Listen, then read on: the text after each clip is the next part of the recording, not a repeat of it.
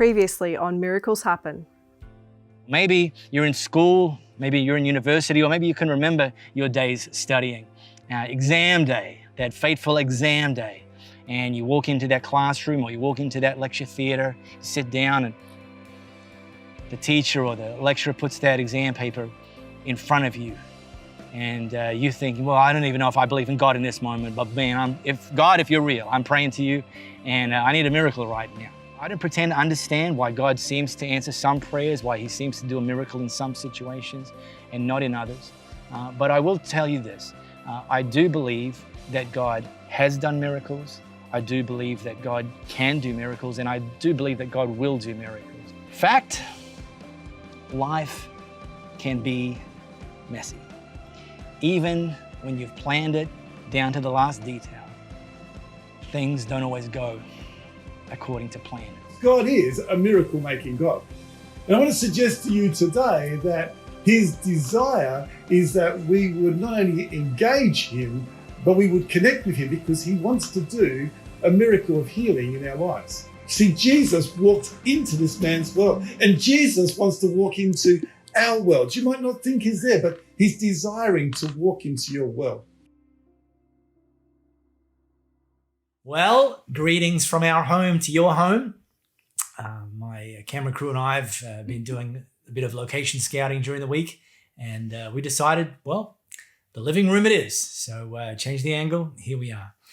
Great to have you with us, joining us for our Elevate Church online experience the week after Easter. And also a shout out to those of you joining us, our extended Elevate family around the world, joining us via our podcast. Great to have you with us as well. This month, Chile, the wonderful country of Chile, has skyrocketed into our top 10 of countries listening via our podcast. They've actually lobbed in at number 5. So, hola, muchachos, muchachas, bienvenido. So good to have you here. Look, real talk question. Have you ever been in a situation where you haven't had enough, where God's called you to do something and you knew, or you felt like you didn't have enough time, didn't have enough resources, didn't have enough ability? Just wonder if that's you. And if that is you, and by the way, I think probably most of us have been in that situation in our life, then through our Miracles Happen series, this is the third week, I want to talk about something that Jesus did that actually demonstrates both His character and His ability when it comes to calling people to do something, and they, in that moment, didn't or don't think that they had enough. So I encourage you to grab a device nearby, your phone, your tablet, and pop open the Bible app. If you don't have the Bible app, it's free in the App Store, the Play Store, just literally called Bible app. And go to John, and I'm going to read this slice of Jesus' story, this miracle. I'm going to read it from the Message version. So if you want to follow exactly along, you can follow along from the Message version. And go to John chapter 6. Now, a little bit of the backstory here. John was one of the 12 hand-picked disciples that Jesus chose to be His closest 12. And so when we read John's account of Jesus' life, John's biography of the high points or the key points of Jesus' life, we're actually reading an eyewitness account, which is very, very important to understand that. And the event that I want to take us to today is actually, of all of Jesus' miracles, it's the only miracle that is recorded by all 4 biographers, Matthew, Mark, Luke, and John. All 4 of them wrote this particular story. And it's actually an event that's, well, it's not just familiar to church people. And if you're a church person, chances are you'd be very familiar with this story. But it's actually one of those stories that's transcended into popular culture, where even an unchurched person would know something of this story, a bit like the water into wine story or the event, the miracle that we talked about a few weeks ago.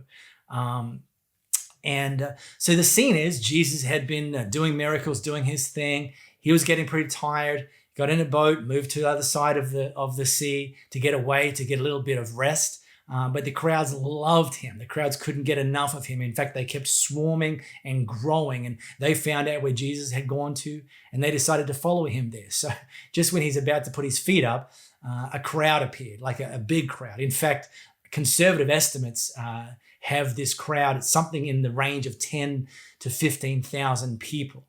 And so I want to airdrop us into this moment. That's the scene. Jesus, he's looking out into a field, 10 to 15,000 people gathered there. And this is what John says and how John picks up the events in that moment. When Jesus looked out and saw a large crowd had arrived, he said to Philip, and Philip was one of the 12 handpicked, "Where can we buy bread to feed these people?" Now, Jesus said this to stretch Philip's faith, because Jesus already knew what he was going to do. Now, as I mentioned, all four biographers of Jesus' public life, Matthew, Mark, Luke, and John, record this miracle that we're going into today. But it was actually only John that specifically recorded the question that Jesus asked of Philip. Where can we buy bread to feed these people? And John indicated why Jesus asked that. He said this to stretch Philip's faith, because the reality is that Jesus sometimes stretches us to grow us. And Philip answered, and I kind of get why he would say this, looked at what they had monetarily and said 200 pieces, silver pieces wouldn't be enough to buy bread for each person to get a piece. Now here's the scene. 10 to 15,000 people in front of Jesus and his 12 getting hangry. Now, if you've ever been hangry, or if you've ever had people around you who are hangry, you know hangry is a problem. So here we've got Philip. Here we've got 10 to 15,000 people getting hangry. Philip recognizes we've got a problem, not just a problem that we need to feed these people, but a problem that we don't have enough to feed these people. So Philip starts panicking.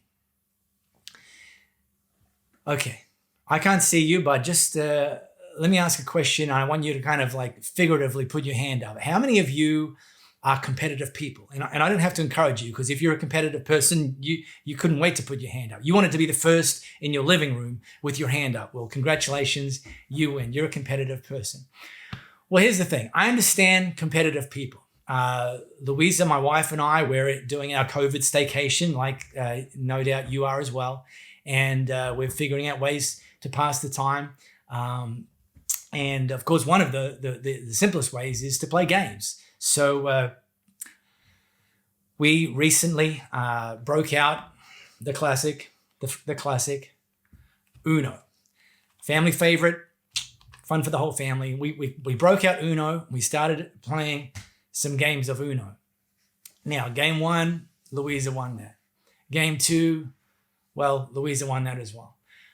She then left the room and came back with a piece of paper and a pen and started scribbling down. And I thought, okay, Uno's over, now it's drawing time. But no, she just wrote a few things on this piece of paper, grabbed some sticky tape, some sellotape, and stuck that piece of paper up on the wall.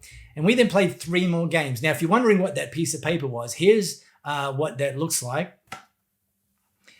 That piece of paper is still on our wall, demonstrating that Louisa won 5 consecutive games of Uno and yours truly won 0 games of Uno. Now, I probably didn't even have to tell you who actually made up that scoreboard, because it's only people that are winning that even care for the scoreboard. If it was up to me, that scoreboard wouldn't be up there, but it's up there. And I have to walk past it several times a day. That evening, when I had literally been demolished 5-0, I reached out to one of our team members. He's a bit of an Uno Jedi master, and I sent him a message. I'm like, hey, man, I just got destroyed by Louisa 5-0 in Uno. Can you pray for me? And, well, here was his response to me. That's brutal. Maybe switch to a game you're good at. So it's great to have excellent team members around Elevate Church, I can assure you. May come as no surprise that that was a week ago, and I have not played a game of Uno since.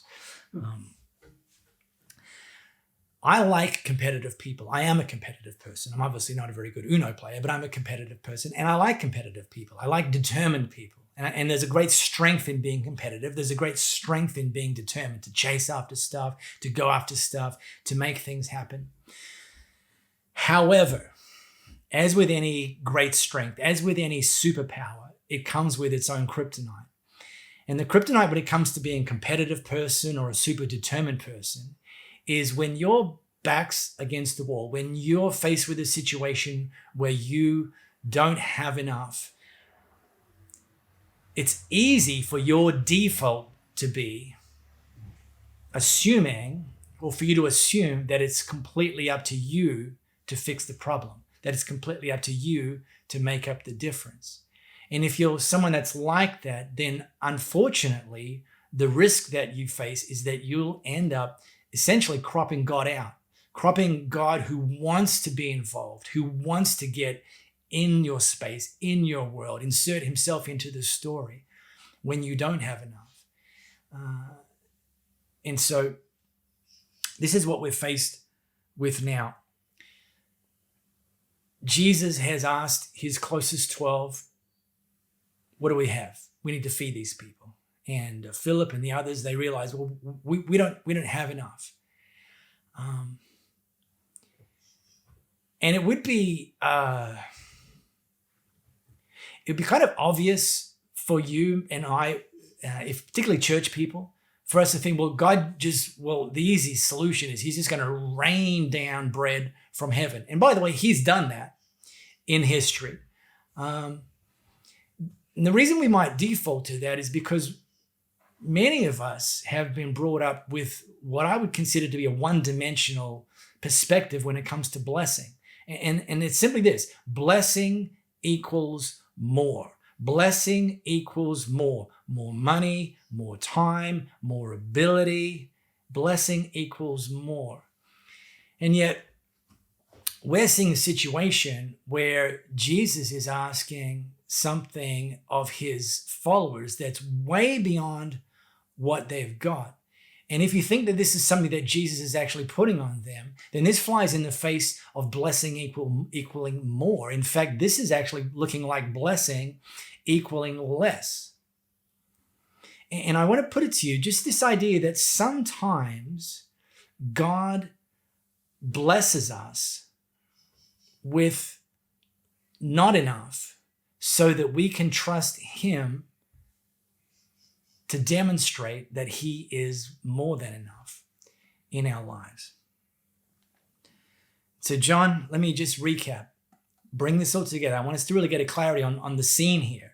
And the scene, one of the problems about this scene is if you're overly familiar with the story, you know how it ends and you can miss the significance of this moment. So just pretend for a moment you don't know how it ends and just insert yourself in this part of the story. So here's the scene. Let me recap. When Jesus looked out and saw that a large crowd had arrived, he said to Philip, where can we buy bread to feed these people? We said this to stretch Philip's faith because he already knew what he was going to do. And Philip answered, 200 silver pieces wouldn't be enough to buy bread for each person to get a piece. And I would guess that it's pretty easy for you in this moment to think about a situation or a season in your life where you could very much relate to Philip, where God was calling you to something and you looked at what you had and you concluded that the little that you had or whatever it was you had was definitely not enough to do what God was calling you to do. And the question in this moment, and you may have faced it in the past, and by the way, you're probably going to face it again in the future. The question in this moment is a real simple one. What's the next move? You've looked, you've been brutally honest. The fact is, based on my perspective, I don't have enough. Okay. What's the next move? Because quitting's an option. But it's not the only option. And so John continues to record this event. One of the disciples, it was Andrew, brother to Simon Peter, said, well, there's a little boy here who has 5 barley loaves and 2 fish. Yeah, so, right, I get it. That's just a drop in the bucket for a crowd like this. One kid's lunchbox. Now, you can read a lot of leadership books. You can go to some leadership conferences, et cetera, et cetera. And I've done that over the years. And people talk about resourcefulness. People talk about, as a leader, you've got to be resourceful within an organization, within a business. You've got to be resourceful within your own life, within the team you lead. You've got to be resourceful. And really the essence of resourcefulness is asking the question, how can you maximize the effectiveness of what you've got? And I believe there's 3 approaches when it comes to resources. When it comes to looking at what we have. One is to look at the situation and to say, well, look, there's not enough in the box. I mean, I've got something, but not enough. Certainly not enough to do what we're meant to do. And that's really at one end of the spectrum. There's not enough in the box. There's only 5 loaves of bread and 2 fish. I mean, there's something, but it's not enough. I mean, here's what we're meant to be doing. That is most certainly not enough. That's one perspective. And I would say that sits at one end of the spectrum. At the other end of the spectrum, you're going to hear people talk about, well, you need to think outside of the box, which sounds clever. It sounds inspiring. It sounds like, oh, yeah, let's get up. But have you ever tried it? It's a very rare skill. It's a very rare superpower. And in fact, I'm not saying it's impossible, but what I've experienced and observed is that when people think that that's the only play, they say, well, there's not enough in the box, but I'm not going to quit. Well, I better think outside the box. And then they find themselves left paralyzed. They actually don't know how to think outside the box. They actually can't see beyond the box. Well, there's a third option. And the third option, instead of thinking outside the box, is to think inside the box. Sometimes constraint can lead to great innovation. Sometimes constraint can lead to great resourcefulness, where we will simply look, we say, okay, not what we don't have, not what we wish we did have, but let's just be honest, brutally honest, and look inside the box and say, what is it that we do have? And here's a pro tip. God never asks us to give what we don't have. So I would say that when you're faced with a situation where you don't think you have enough, the next move shouldn't be quitting. The next move should be asking the question, what's in the box? Think inside the box. And John continues. Jesus said, well, all right, make the people sit down. And there was a nice carpet of green grass in this place. And they sat down, about 5,000 of them, which is 5,000 men. And then there would have been some women and children, 10 to 15,000. And then Jesus took the bread and, having given thanks, and gave it to those who were seated. He did the same with the fish. And all of them ate as much as they wanted. And when people have eaten their fill, he said to his disciples, gather the leftovers so nothing is wasted. And so they went to work and filled 12 large baskets with leftovers from the 5 barley loaves. Final thought. There's 10 to 15,000 people gathered there, and they'd gone there intentionally. Whilst we read about this boy and his lunchbox with 5 barley loaves and 2 fish, the law of averages would suggest that there was probably other people in that crowd who also had food, none of them enough to feed themselves, because if they had all brought enough to feed themselves, Jesus wouldn't have seen that there was an issue that he needed to insert himself into. But there was nothing to indicate that the boy was the only person with the food. But here's the thing. He's the only one we get to read about. He's the only one 2,000 years later that we're still being inspired by. Because whether in the unlikely event that he was the only one that had some food, fine. But I'd be surprised, particularly in that culture, if that was the case. What he was the only one that did, he was the only one that took what he had. Which, by the way, from the point of view of a young boy, he would have, I think, even been even more doubtful than the grown men who were Jesus' closest 12 as to whether this could do anything. Yet, the 12 and the young boy, despite not understanding everything, despite not being able to see things from Jesus' perspective, because Jesus already knew what he was going to do, they did take what was inside the box and they placed that in the hands of Jesus.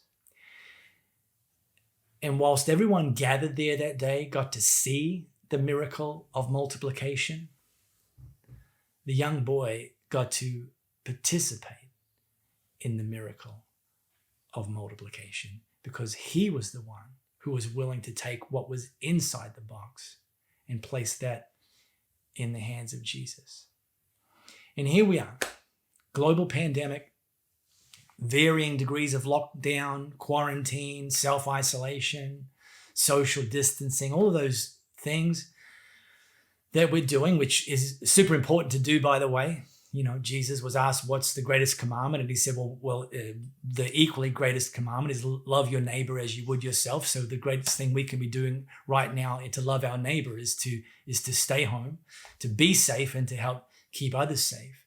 Yet it doesn't mean that God's not going to use us. It doesn't mean that there's not resourceful ways that God can multiply what we have inside the box in this moment, in these circumstances, in this season.